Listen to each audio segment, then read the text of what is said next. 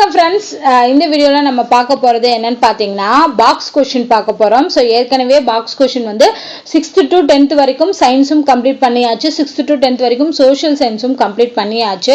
அதுக்கான வீடியோஸ் வந்து box question அப்படிங்கிற பிளேலிஸ்ட்ல இருக்கும், நீங்க செக் பண்ணி பார்த்துக்கலாம். ஸோ இப்போ வந்து நிறைய பேர் 11th and 12th உள்ள பாக்ஸ் கொஸ்டினும் கேட்டிருந்தீங்க. ஸோ அதுவும் நம்ம போடலாம் நம்ம சேனல்ல. இது வந்து ஹிஸ்டரி புக்ல இருக்கக்கூடிய 11th ஸ்டாண்டர்ட் ஹிஸ்டரி புக்ல இருக்கக்கூடிய பாக்ஸ் கொஸ்டின். ஸோ இதுல வந்து கிட்டத்தட்ட ஒரு 95 கிட்ட பாக்ஸ் கொஸ்டின் இருக்கு. ஸோ அதை வந்து ஒரு 3 வீடியோவை நான் ஸ்பிளிட் பண்ணி கொடுக்குறேன். ஸோ முக்கிய பாக்ஸ் கொஸ்டின்னா வந்து அந்த உங்களுக்கு தெரியுமா மட்டும் இல்லாமல் பாக்ஸாக கொடுத்துருப்பாங்க இல்லையா, அந்த மாதிரி இருக்கக்கூடிய விஷயங்களுமே நான் உங்களுக்கு இன்க்ளூட் பண்ணுறேன். ஸோ தட் அதுல இருந்தும் உங்களுக்கு கொஸ்டின் வரலாம். ஸோ ஃபர்ஸ்ட் பார்க்க போறது என்னன்னு பார்த்தீங்கன்னா தீக்கோழி முட்டை ஓடுகள். இந்த தீக்கோழி முட்டை ஓடுகள் வந்து எங்க கிடைச்சிருக்கு அப்படிங்கிறத மட்டும் ஞாபகம் வச்சுக்கோங்க.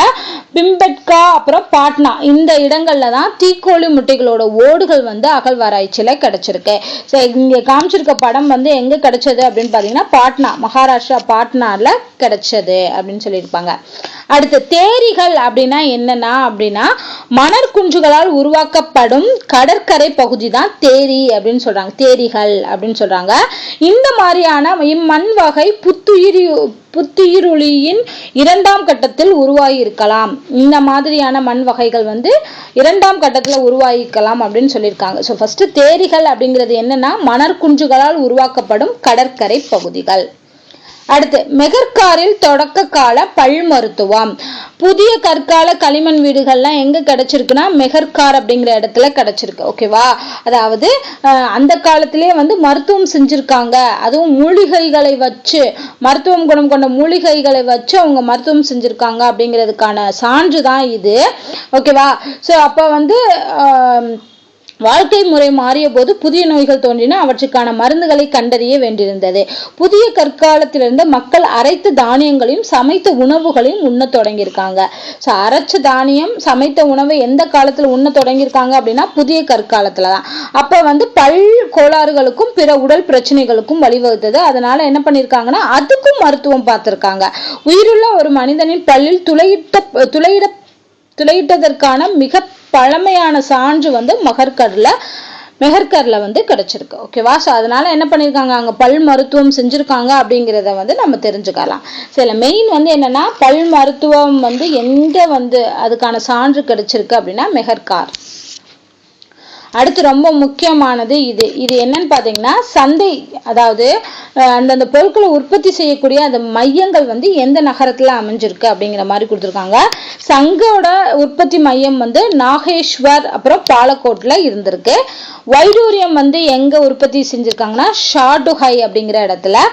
கார்னிலியன் மணி வந்து லோத்தல், குஜராத் லோத்தல்ல வந்து உற்பத்தி செஞ்சிருக்காங்க.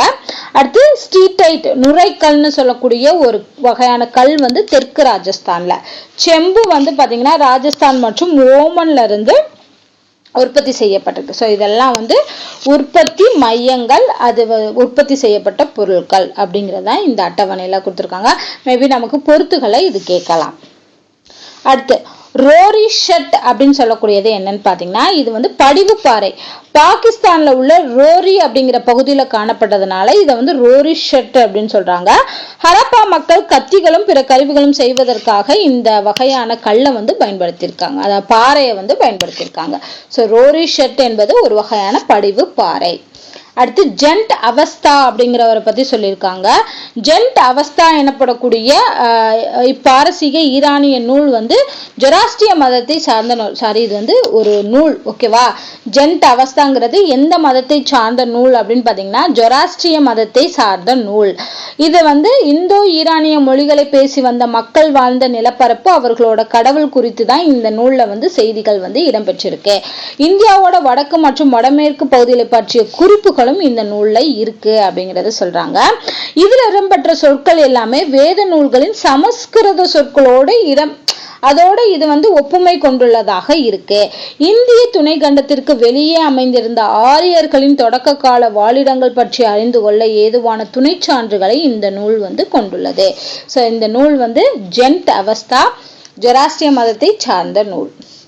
அடுத்து கருப்பு சிவப்பு வண்ண மட்கலன்கள், மனித எலும்பு சான்றுகள் மற்றும் இரும்பு பொருட்களோட தமிழ்நாட்டின் கிருஷ்ணகிரிக்கு பக்கத்துல உள்ள வடமலை குண்டா அப்படிங்கிற இடத்துல இப்ப வந்து அண்மையில கண்டுபிடிச்சிருக்காங்க. ஓகேவா? ஸோ கிருஷ்ணகிரி அருகில் உள்ள வடமலை குண்டா அப்படிங்கிற இடம். இங்க வந்து கருப்பு சிவப்பு வண்ண மட்கலன், மனித எலும்பு சான்று, இரும்பு பொருட்கள்லாம் கண்டுபிடிக்கப்பட்டிருக்காங்க. அது மட்டும் இல்லாம கற்பலகைகளும் இங்க கண்டுபிடிச்சிருக்காங்க. இது வந்து பல நூற்றாண்டுகள் பழமையான குத்துக்கள் எங்க கண்டுபிடிச்சிருக்காங்கன்னா திருப்பூர் மாவட்டம் சிங்காரிபாளையம் குந்தளம் அருகே நடந்த அகழ்வாய்வில் கண்டுபிடிக்கப்பட்டது குத்துக்கள். இது வந்து உப்பாறு நதிக்கரையின் பண்டைய கால மனிதர்களை வாழிடங்கள் இருந்ததை சுட்டி காட்டுகிறது. இந்த குத்துக்களை வச்சு உப்பாறு நதிக்கரையில வந்து மனிதர்கள் வாழ்ந்திருக்காங்க அப்படிங்கிறத கண்டுபிடிச்சிருக்காங்க. அடுத்து சத்தியமேவ ஜெயதே. இதெல்லாம் ரொம்ப முக்கியமான கொஸ்டின். சத்தியமேவ ஜெயவேனா வாய்மையை வெல்லும் அப்படிங்கிற இந்த சொற்றொடர் இந்த எந்த நூல்ல இருந்து இதை எடுத்திருக்காங்கன்னா முண்டக உபநிடம், நீடான்னு சொல்லுவாங்க, நிஷத்துன்னு சொல்லியிருக்காங்க, உபநிஷத்துன்னு சொல்லியிருக்காங்க. இந்த நூலிலிருந்து எடுக்கப்பட்டது. இது ஏற்கனவே எக்ஸாம்ல கேட்ட கொஸ்டின். அடுத்து பாத்தீங்கன்னா 8 தொகை நூல்கள் பத்தி சொல்லியிருப்பாங்க. 8 தொகை மற்றும் 10 பாட்டுல மொத்தமா 2400 பாடல்கள் கொண்ட ஒரு இலக்கிய கருவூலம் தான் இந்த 8 தொகையும் 10 பாட்டும். இதுல வந்து பாத்தீங்கன்னா 3 அடியில இருந்து 300 அடி வரைக்கும் பாடல்கள் வந்து இதை இயற்றிருக்காங்க. ஓகேவா? புலவர்கள் வந்து இயற்றிருக்காங்க. இப்போ 8 தொகைனா நற்றிணை, குறுந்தொகை, ஐங்குறுநூறு, பதிற்று 10, பரிபாடல், கலித்தொகை, அகநானூறு, புறநானூறு. 10 பாட்டுங்கிறது திருமுருகாற்றுப்படை, பெருநராற்றுப்படை, சிறுபான ஆற்றுப்படை, பெரும்பான ஆற்றுப்படை, முல்லைப்பாட்டு, மதுரை காஞ்சி, நெடுநல் வாடை, குறிஞ்சிப்பாட்டு, பட்டினப்பாலை, மலைப்படுகடம். இது எல்லாமே வந்து பாத்தீங்கன்னா சங்கம் அறிவிய காலத்தை சார்ந்த 14 கீழ்கணக்கு நூல்கள். பெரும்பாலும் நீதி பற்றியும் ஒழுக்க நெறிகளை பற்றியும் பேசுவது.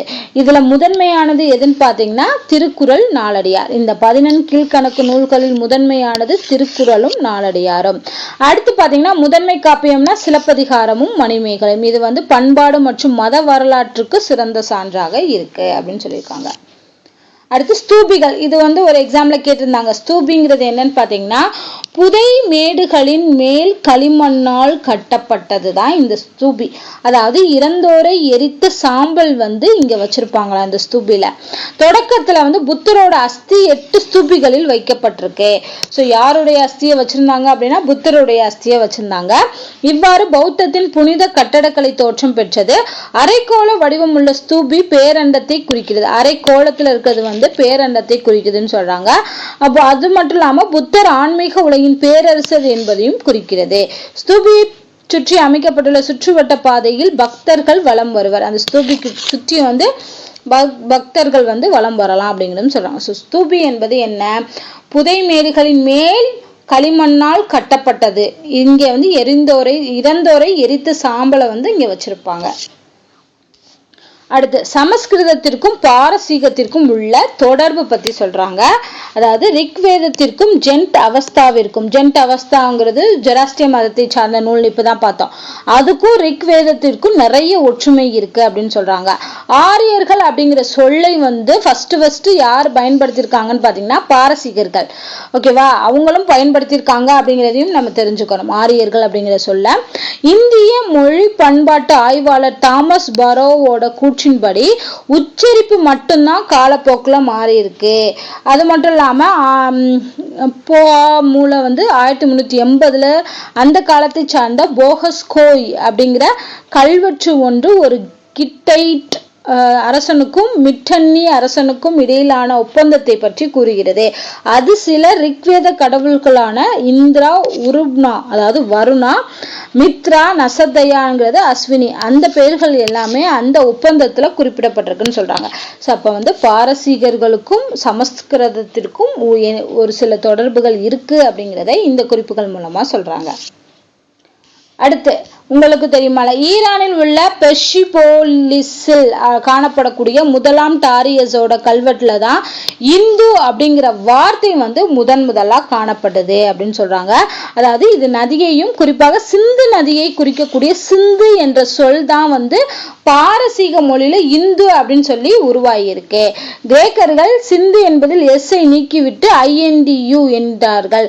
இது பின்னர் ஹிந்து என்றானது. பின்னர் அதிலிருந்து இந்தியா உருவானது அப்படின்னு சொல்றாங்க. அடுத்து தமிழ்நாட்டில் ஆசிவகர்கள் அப்படிங்கிறவங்க யாரு? ஆசிவகர்கள்ங்கிறது மணிமேகலை, நீலகேசி, சிவஞான சித்தியார் ஆகியவை ஆசிவக கொள்கை குறித்து குறிப்பிடுகின்றன. ஓகேவா?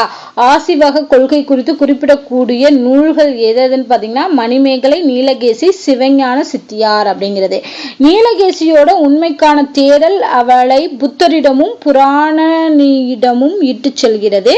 புராணன் ஆசிவர்களின் தலைவர். சோழர்கள் ஆசிவர்கள் மீது வரி விதித்ததாக கூறப்படுகிறது. அப்ப ஆசிவர்களோட தலைவர் யாருன்னு பாத்தீங்கன்னா புராணன். அந்த ஆசிவர்கள் மீது வரி விதித்தவங்க யாருன்னு பாத்தீங்கன்னா சோழர்கள். அடுத்து பாத்தீங்கன்னா முக்கியமான வரிகள், அது என்னென்ன வரிகள் அப்படிங்கிறத பார்க்கலாம். பாகா அப்படிங்கிற வரி விளைச்சல்ல அரசன் பெரும் வழக்கமான 1/6 வரி தான் இந்த பாகா. போகான் என்னன்னா அரசருக்கு கிராமங்கள் அவ்வப்போது வழங்க வேண்டிய பழம், விறகு, பூக்கள் இதெல்லாமே போகான்னு சொல்றாங்க. கரா என்பது கிராமத்தினர் மீது குறிப்பிட்ட கால இடைவெளியில விதிக்கப்படக்கூடிய ஒரு வரி தான் கரா. பலினா ஆரம்பத்தில் விருப்பப்பட்டு வழங்கப்பட்ட வரியாக இருந்து பின்னர் கட்டாய வரியாக மாற்றப்படுது. ஒரு ஒடுக்குமுறை வரின்னு சொல்றாங்க இந்த பலி அப்படிங்கிறது. அடுத்து உதியங்கா அப்படிங்கிறது என்னன்னு பாத்தீங்கன்னா காவல் நிலையத்தை பராமரிப்பதற்காக விதிக்கப்பட்ட காவல் வரி. அடுத்து உபஹரிகரா அப்படிங்கிறது என்னன்னு பாத்தீங்கன்னா இது எக்ஸ்ட்ரா கொடுக்கப்பட்ட வரி, கூடுதல் வரி. இது எதற்காக வசூலிக்கப்பட்டது என்பதை குறித்து அறிஞர்கள் மாறுபட்ட விளக்கங்களை தருகின்றன. உபரிகராங்கிறது கூடுதல் வரி. ஹிரண்யா என்பது தங்க நாணயங்கள் மீது விதிக்கப்படும் வரி என்பது நேரடி பொருள். நடைமுறையில் இது சில குறிப்பிட்ட தானியங்களின் விளைச்சலில் ஒரு பங்கினை அரசின் பங்காக பொருளாகவே அளிப்பதாகும். தானியங்களின் மீது விதிக்கப்பட்ட வரி தான் ஹிரண்யா. அடுத்து வாதபூதா அப்படிங்கிறது காற்றுக்கும் ஆவிகளுக்கும் செய்ய வேண்டிய சடங்குக்காக விதிக்கப்படக்கூடிய வரி தான் வாதபூதா. அடுத்து கலிவகாரா அப்படிங்கிறது கலப்பை வைத்திருக்கும் ஒவ்வொரு உழவரும் கட்ட வேண்டிய கலப்பை வரி. சோ கலிவகாரா அப்படிங்கிறது கலப்பை வரி. சுல்கா என்பது வர்த்தகர்கள் நகரத்திற்கோ துறைமுகத்திற்கோ கொண்டு வரும் வணிக சரக்குகளில் அரசருக்கான பங்கு. இது சுங்க அல்லது நுழைவு வரிகளுக்கு ஒப்பிடலாம். சுல்கா என்பது சுங்க வரி. அடுத்து கிளிப்தா, உபகிளிப்தா அப்படிங்கிறது நிலப்பதிவின் போது விதிக்கப்படக்கூடிய விற்பனை வரி. சோ அந்த காலத்திலே பாத்தீங்கன்னா இந்த எல்லா வரிகளுமே விதிச்சிருக்காங்க. அடுத்து நிலக்கொடைகளுக்கு வழங்கப்படக்கூடிய வரிகள் என்னன்னு பாத்தீங்கன்னா அக்ரஹார மானியம் என்பது பிராமணர்களுக்காக தரப்பட்டது. இது நிரந்தரமானது, பரம்பரையாக வரக்கூடியது, வரி கிடையாது. இது வரி கிடையாது, பரம்பரையா கொடுத்துக்கிட்டே வர்றது. அடுத்து தேவ கிரகார மானியம் என்பது கோவில் மராமத்து, வழிபாடு ஆகிய பணிகளுக்காக பிராமணர் வணிகர்கள் இவங்களுக்கு கொடுக்கக்கூடிய நில மானியம். இதுதான் சமய சார்பற்ற மானியம் என்பது குப்தர்களுக்கு கீழிருந்த நில பிரபுகளுக்கு தரப்பட்ட மானியம் தான் இது. சோ இது நில கொடைகள், நில மானியம் கொடுப்பாங்களே அதுதான் இந்த 3 மானியங்கள். அடுத்து குப்தர்கள் அதிக எண்ணிக்கையில் தங்க நாணயங்களையும் ஒப்பீட்டளவில் குறைந்த எண்ணிக்கையில் வெள்ளி, செம்பு நாணயங்களையும் வெளியிட்டனர். அப்ப குப்தர்கள் அதிகமா வெளியிட்டது தங்க நாணயங்கள் தான் அப்படின்னு சொல்லலாம். எனினும் குப்த காலத்திற்கு பின்னர் தங்க நாணயங்களோட புழக்கம் குறைஞ்சிருச்சு. சோ அதிகமா இருந்தது குப்தர்கள் காலத்துலதான். அடுத்தது பாத்தீங்கன்னா இந்த கொஸ்டின் ஏற்கனவே எக்ஸாம்ல கேட்டிருக்காங்க. சிவகங்கை மாவட்டம் பூலாங்குறிச்சியில என்ன கண்டுபிடிச்சிருக்காங்கன்னா 5ஆம் நூற்றாண்டின் இடப்பகுதியை சார்ந்த கல்வெட்டுகள் ஒன்றான சேந்தன் கூற்றன் அப்படிங்கிற 2 அரசர்களோட பெயர்களை அந்த கல்வெட்டுல குறிப்பிட்டிருக்காங்க. சோ சேந்தன் கூற்றன் பற்றி குறிப்பிடக்கூடிய கல்வெட்டுகள் எங்க கண்டுபிடிக்கப்பட்டிருக்கு அப்படின்னா சிவகங்கை மாவட்டத்தில் உள்ள பூலாங்குறிச்சியில. ஓகேவா? இந்த கொஸ்டின் கேட்டிருக்காங்க, அதனாலதான் நான் மார்க் பண்ணிருக்கேன். அவர்களின் குடும்பம், வம்சாவளி ஆகியன குறித்து எக்குறிப்பும் காணப்படாவிட்டாலும் சில அறிஞர்கள் அவர்களை களப்பிர அரசர்கள் என கருதுகின்றனர். அதே மாதிரி 6ஆம் நூற்றாண்டின் 3வது கால்பகுதி காலத்தில் களப்பிரர்கள் ஆட்சி பாண்டியர்களால் முடிவுக்கு கொண்டு வரப்பட்டதாக தெரிகிறது அப்படின்னு சொல்லியிருப்பாங்க. சோ மெயின் சேந்தன் கூற்றன் பத்தின கல்வெட்டு இருக்கக்கூடியது சிவகங்கை மாவட்டம் பூலாங்குறிச்சியில. அடுத்து பாத்தீங்கன்னா ஒவ்வொரு நிலத்திற்கும் ஒரு பேர் வச்சிருக்காங்க. என்னன்னு பாத்தீங்கன்னா இது குப்தர்கள் காலத்துல இந்த மாதிரி நிலத்தை வகைப்படுத்திருக்காங்க. கேஷத்ரா அப்படிங்கிறது பயிரிடப்படக்கூடிய நிலம். கிலா என்பது தரிசு நிலம். அப்ரஹதா அப்படி என்பது காடு அல்லது தரிசு நிலம். வாஸ்தி குடியிருக்க தகுந்த நிலம். கபடஷஹாரா என்பது மேய்ச்சல் நிலம். சோ இது பொறுத்துகளை கூட கேட்கலாம். சோ இதோட பேரை ஞாபகம் வச்சுக்கோங்க. அடுத்து காந்தார கலை பத்தி சொல்லியிருப்பாங்க. பன்னாட்டு தாக்கங்கள் சங்கமிக்கும் இடத்தில் அமைந்துள்ள காந்தாரம் கிரேக்க மற்றும் ரோமானிய பண்பாடுகளோட செல்வாக்குக்கும் உட்பட்டது. காந்தாரம் அப்படிங்கிற ஒரு இடம். இது வந்து 1ஆம் நூற்றாண்டில் காந்தார கலை வடிவங்கள் வளர்ச்சியுற்றன. காந்தார கலை வடிவங்கள் வளர்ச்சியுற்றது 1ஆம் நூற்றாண்டுல. குஷான பேரரசு காலத்தில் ரோமுடனான அதன் தொடர்புகளினால் ரோமானிய கலைநுட்பமும் இந்திய கலைநுட்பங்களோடு கலந்து வடமேற்கு இந்தியா முழுவதும் பின்பற்றப்பட்டன. ஆன்ம நிலையில் கண்கள் பாதி மூடிய நிலையில் தியானத்தில் இருக்கிற புத்தரை சித்தரித்ததற்காக காந்தார கலை வந்து புகழ் பெற்றது. தியானத்துல இருந்த மாதிரி புத்தரை வந்து சித்தரிச்சிருப்பாங்க. ஸோ அதுல இருந்துதான் இந்த காந்தார கலை என்பது வந்து புகழ் பெற்று இருந்திருக்கு. அடுத்து கண்ணோசியோட அரசராக ஹர்ஷர் வந்து இருந்திருக்காரு. அதை பத்தி சொல்லியிருக்காங்க. கண்ணோசி என்பது மெஹரி அரசோட தலைநகர் தான் கண்ணோசி. அந்த கண்ணோசியோட முக்கியமானவர்கள் வந்து தங்களது அமைச்சரான போனியின் அறிவுரையின்படி ஹர்ஷரை அரியணையில் அமர அழைப்பு விடுத்தாங்க. தயக்கம் காட்டிய ஹர்ஷர் அவலோகி தேஸ்வர போதி சத்வரின் அறிவுரையின்படி ராஜபுத்திரர் ஷிலாதித்யா ஆகிய பட்டங்களுடன் ஆட்சி அதிகாரத்தை ஏற்றுக்கொண்டார். ஸோ அப்ப வந்து கண்ணோசியோட மன்னரா வந்து அரியணையில ஏறாரு. ஹர்ஷரின் ஆட்சியின் கீழே தானேஸ்வரமும் கண்ணோசியும் ஒன்றாக இணைந்தன. இதெல்லாம் கேட்கலாம். யாருடைய ஆட்சியின் கீழே தானேஸ்வரமும் கண்ணோசியும் ஒன்றா இணைஞ்சதுன்னா ஹர்ஷரோட ஆட்சி. அதுக்கப்புறம் ஹர்ஷர் தன்னோட தலைநகரை கண்ணோசிக்கு இடமாற்றி கொண்டார் அப்படிங்கிறத சொல்லியிருப்பாங்க. ஓகேவா? ஸோ கண்ணோசியின் அரசராக இருந்தவர் ஹர்ஷர். அடுத்து யுவாங் சுவாங் பத்தி சொல்லியிருப்பாங்க. ஸோ யுவாங் சுவாங் எப்படி சொல்றாங்கன்னா பயணிகளின் இளவரசன் அப்படின்னு சொல்றாங்க. ஓகேவா? ஹர்ஷரோட ஆட்சி காலத்துல தான் இந்தியாவுக்கு வர்றாரு. இது ரொம்ப முக்கியம். அவருக்கு என்ன சிறப்பு பெயர் அண்ட் அவர் எந்த நாட்டுல இருந்து வர்றாரு அண்ட் யாருடைய ஆட்சி காலத்துல வர்றாரு அப்படிங்கிறது ரொம்ப ரொம்ப முக்கியம். அப்ப ஹர்ஷரோட ஆட்சி காலத்துல தான் யுவாங் சுவாங் வந்து நம்ம இந்தியாவுக்கு வர்றாரு. 612 பிறந்த யுவாங் சுவாங் தனது 20ஆம் வயதில் துறவு பூண்டார். அவர் இந்தியாவில் தங்கியிருந்த போது வட இந்தியாவிலும் தென்னிந்தியாவிலும் பல்வேறு புனித தலங்களை பார்வையிட்டார். நாலந்தா பல்கலைக்கழகத்திலும் அவர் படிச்சிருக்காரு. புத்தர் மீதான யுவாங் சுவாங்கின் ஆழமான மற்றும் பௌத்த மதத்தில் அவருக்கு இருந்த பரந்த அறிவும் ஹர்ஷரின் பாராட்டுவதற்குரியதாக இருந்தது.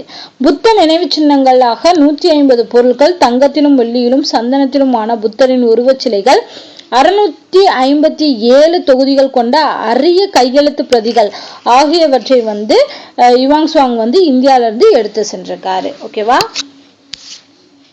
அடுத்து பாணர்களின் ஹர்ஷ சரிதம் ஒரு அரசரின் முதல் வாழ்க்கை வரலாற்று நூல். இது ரொம்ப ரொம்ப முக்கியம். அரசரோட முதல் வாழ்க்கை வரலாற்று நூல் எதுன்னு பாத்தீங்கன்னா ஹர்ஷ சரிதம். அதை எழுதினவர் வந்து பாணர். இந்த ஹர்ஷ சரிதம் நூலை எழுதியவர் யாருன்னு நிறைய எக்ஸாம்ல கேட்டிருக்காங்க. அது மட்டும் இல்லாம இது இந்தியாவில் புதிய இலக்கிய வகையை தொடங்கி வைத்ததே இந்த ஹர்ஷ சரிதம் அப்படிங்கிற நூல் தான்.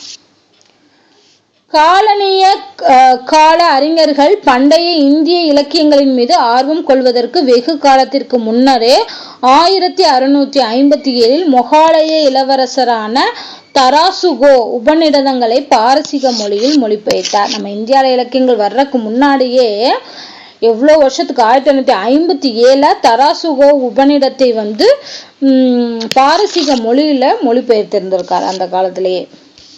அடுத்து 9ஆம் நூற்றாண்டு முதல் 12ஆம் நூற்றாண்டின் தொடக்க காலம் வரை பாலர்கள் வந்து பாடலிபுத்திரத்தை தலைநகரமா வச்சுதான் கிழக்கு இந்தியாவை ஆட்சி செஞ்சாங்க.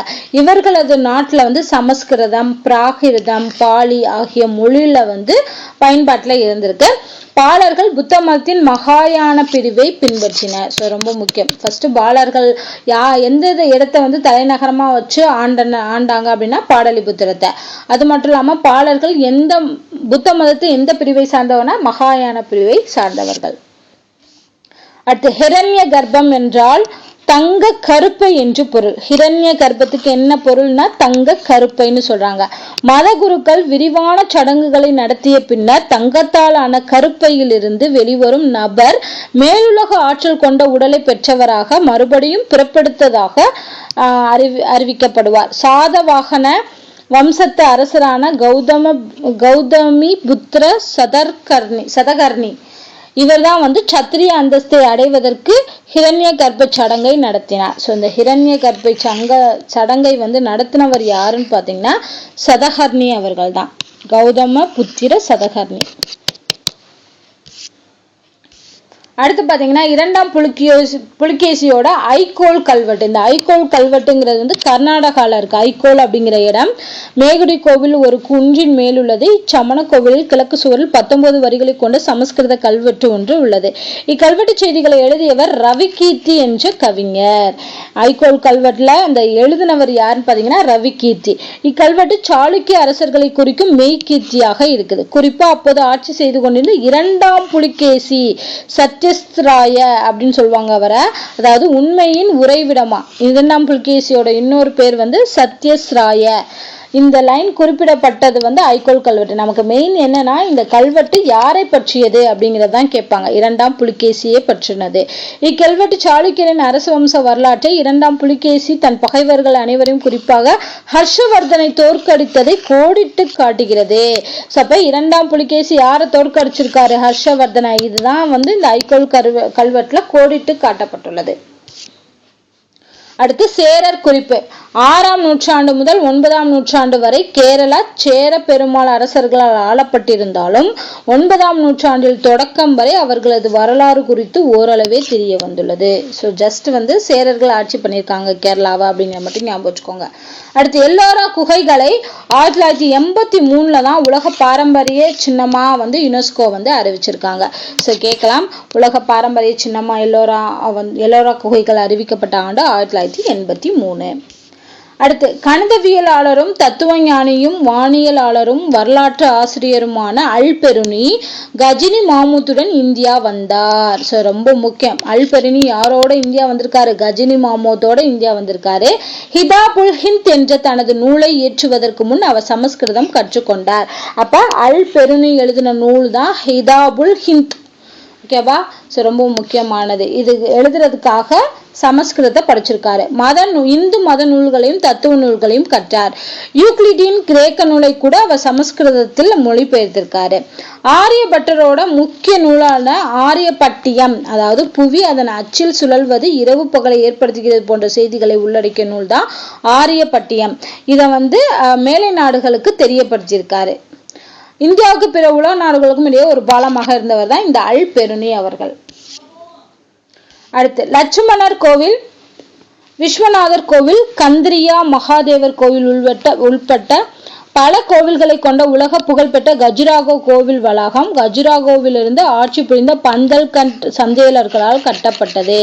இதுல மெயின் என்னன்னா கஜுராகோ கோயிலை கட்டியவர்கள் வந்து பந்தல்கண்ட் சந்தேலர்கள். இதுதான் ரொம்ப முக்கியம். அடுத்து புகழ்பெற்ற நாலந்தா பௌத்த பல்கலைக்கழகத்தை அழித்தவர் வந்து பக்தியார் கில்ஜி என்று கருதப்படுகிறார். ஸோ அந்த பல்கலைக்கழகத்தை அழிச்சவர் வந்து பக்தியார் கில்ஜி.